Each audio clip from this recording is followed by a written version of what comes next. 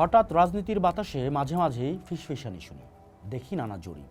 অনেকে বলছেন নির্বাচনী ক্ষমতার দৌড়ে এগিয়ে থাকা বিএনপিকে জামাত ছুঁয়ে ফেলছে, সরকারও গঠন করে ফেলতে পারে জোটসঙ্গীদের সাথে নিয়ে।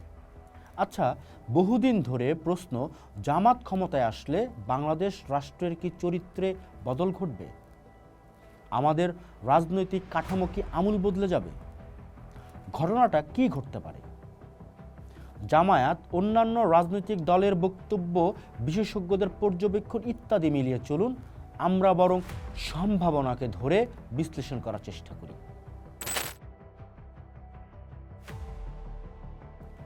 যদি জামাত ক্ষমতায় আসে তবে কি হবে বাংলাদেশ নামক রাষ্ট্রে?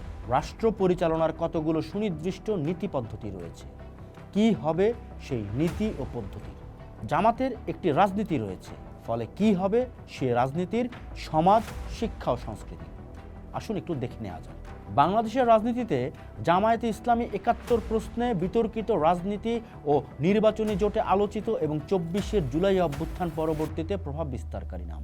১৯৭১ সালের মহান মুক্তিযুদ্ধে তাদের বিরোধী ভূমিকা, গণহত্যা, মানবতা বিরোধী অপরাধে দল হিসেবে অভিযুক্ত এবং পরবর্তী সময়ে ধর্মভিত্তিক রাজনীতির উত্থান দলটিকে একটি স্বতন্ত্র কিন্তু জটিল অবস্থানে দাঁড় করিয়েছে। বর্তমান রাজনৈতিক পট পরিবর্তনের প্রেক্ষাপটে প্রশ্ন উঠছে, জামায়াত যদি ক্ষমতায় আসে তবে বাংলাদেশের ভবিষ্যৎ কি? জামায়াতের রাজনীতিতে সবসময় একটি স্ট্র্যাটেজিক অ্যাম্বিগুইটি বা কৌশলগত অস্পষ্টতা লক্ষ্য করা যায়। তারা একদিকে পশ্চিমা ধাঁচের গণতন্ত্র ও নির্বাচনের কথা বলে, অন্যদিকে তাদের দলীয় ক্যাডারদের মগজ ধোলাই করে ইসলামী বিপ্লব বা খেলাফত প্রতিষ্ঠার স্বপ্নের কথা বলে। এই অস্পষ্টতা রাষ্ট্র পরিচালনায় বড় বিপদ ডেকে আনতে পারে। তারা কি তুরস্কের এরদোগানের মডারেট ইসলামী মডেল অনুসরণ করবে, নাকি আফগানিস্তানের তালেবানি মডেলের দিকে ঝুঁকবে, তা নিয়ে ধোঁয়াশা আছে। প্রকাশ্যে তারা আধুনিকতার কথা বললেও তাদের অভ্যন্তরীণ সিলেবাস ও পাঠচক্রে গণতন্ত্রকে কুফরি মতবাদ হিসেবেই শেখানো হয়। ক্ষমতায় এলে এই দ্বিমুখী নীতির মুখোশ খসে পড়ার সম্ভাবনা প্রবল। তখন রাষ্ট্রযন্ত্র ব্যবহার করে ভিন্ন মতের দমন এবং দলীয় মতাদর্শ চাপিয়ে দেওয়ার প্রবণতা দেখা দিতে পারে বলে রাজনৈতিক বিশ্লেষকরা মনে করেন। তাদের গঠনতন্ত্র, অতীত ইতিহাস এবং তাত্ত্বিক অবস্থানের সাথে বাংলাদেশের সংবিধান ও সংস্কৃতির যে সংঘাত, তা দিয়ে ব্যাখ্যা করলে আসলে কি দাঁড়ায়? জামায়াত ইসলামীর ক্ষমতায় আসার পথে সবচেয়ে বড় বাধার নাম গণপ্রজাতন্ত্রী বাংলাদেশের সংবিধান। বাংলাদেশের সংবিধানের ৭-১ অনুচ্ছেদ অনুযায়ী প্রজাতন্ত্রের সকল ক্ষমতার মালিক জনগণ। কিন্তু জামায়াত ইসলামীর তাত্ত্বিক গুরু আবু আলা মওদুদির দর্শন এবং জামাতের গঠনতন্ত্র অনুযায়ী সার্বভৌম ক্ষমতার মালিক একমাত্র আল্লাহ, হাকিমিয়াতে ইলাহি। জামায়াত মনে করে মানুষ আইন প্রণয়ন করার অধিকার রাখে না, আইন প্রণয়ন করবেন স্রষ্টা, আর মানুষ তা বাস্তবায়ন করবেন মাত্র। ফলে ক্ষমতায় এলে দলের আদর্শ অনুযায়ী জামায়াতের প্রথম কাজ হবে সংবিধানের এই মৌলিক কাঠামো বদলে ফেলা। গণতন্ত্র যেখানে ভিন্নমত ও বহুত্ববাদকে ধারণ করে, মওদুদিবাদী তত্ত্ব সেখানে একচ্ছত্র শাসনের কথা বলে। ফলে সংসদীয় গণতন্ত্রের মোড়কে যদি তারা ক্ষমতায় আসেও, তবে তাদের চূড়ান্ত লক্ষ্য থাকবে এমন একটা রাষ্ট্র ব্যবস্থা কায়েম করা যা আধুনিক গণতান্ত্রিক মূল্যবোধ ও মানবাধিকার সনদের সাথে সাংঘর্ষিক হতে পারে। জামায়াত ক্ষমতায় এলে কি শরিয়া আইন চালু হবে? উত্তরটি সরাসরি হ্যাঁ অথবা না নয়, বরং এটি একটি প্রক্রিয়ার বিষয়। জামায়াত হঠাৎ করে হাত কাটার আইন বা পাথর মারার আইন চালু নাও করতে পারে, কারণ এতে আন্তর্জাতিক নিষেধাজ্ঞার ভয় থাকে। তবে তারা ইনস্টিটিউশনাল ইসলামাইজেশন বা প্রাতিষ্ঠানিক ইসলামীকরণের দিকে ঝুঁকবে বলে মনে করেন পর্যবেক্ষকরা। শিক্ষা ব্যবস্থা, বিচার বিভাগ এবং সাংস্কৃতিক অঙ্গনে তারা ধীরে ধীরে রক্ষণশীল অনুশাসন প্রবেশ করাতে পারে।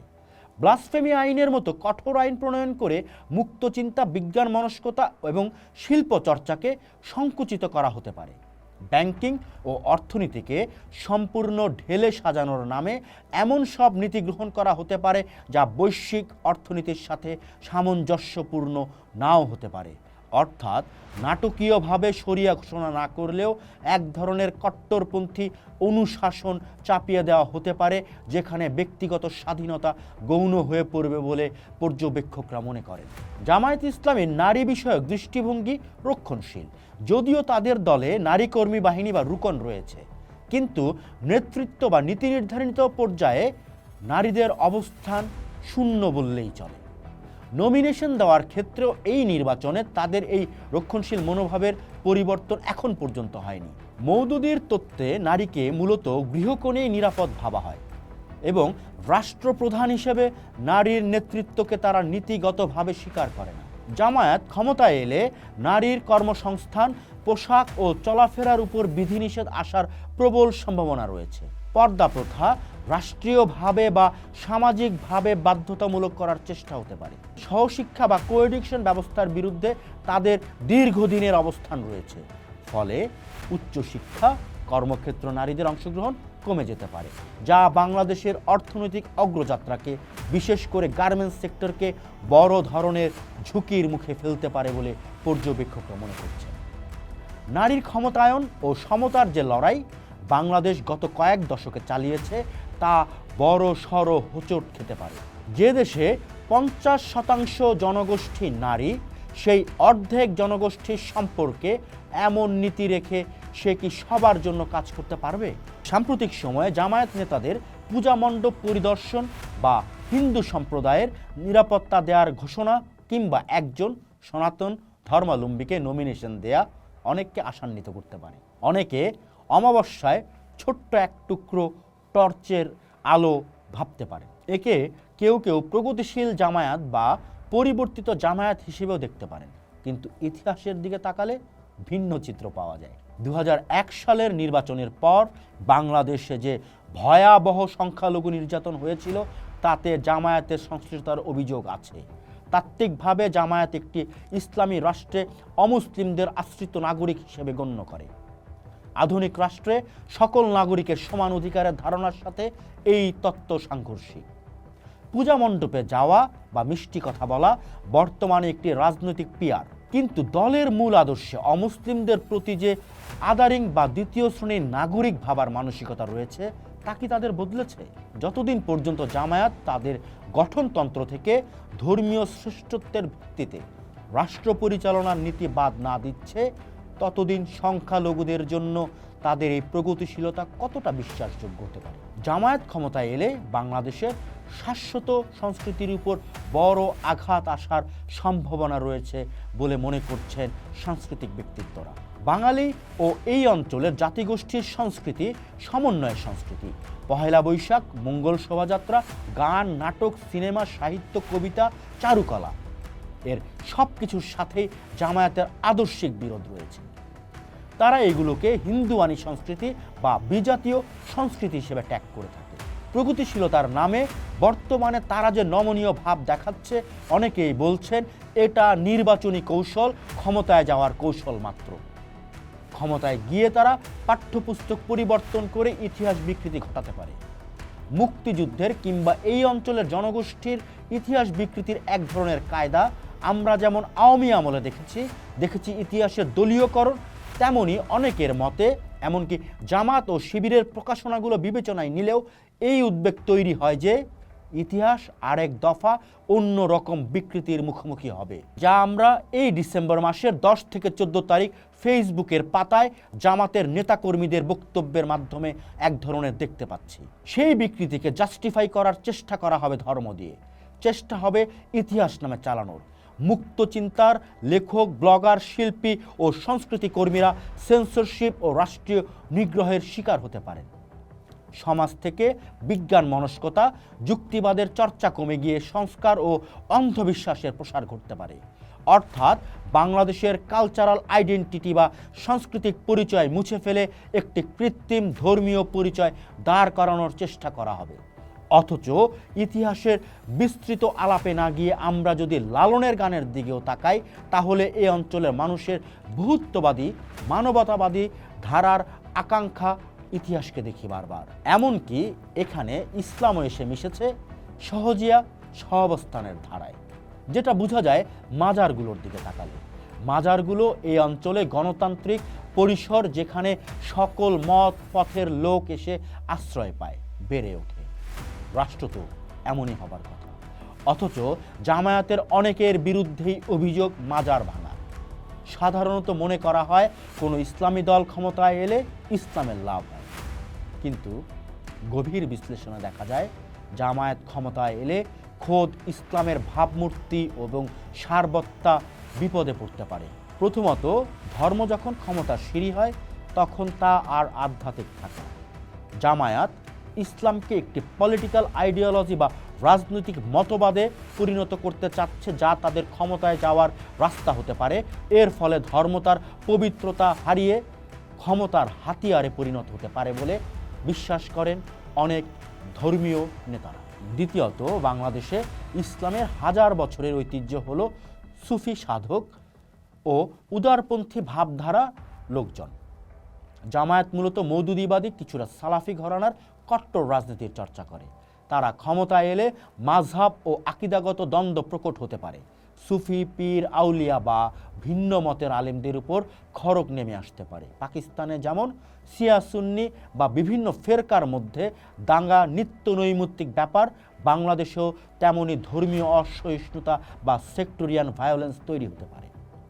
তৃতীয়ত, শাসকরা যখন ধর্মের নামে দুর্নীতি বা অনাচার করে তখন সাধারণ মানুষ ধর্মের প্রতি বীতশ্রদ্ধ হয়ে পড়ে।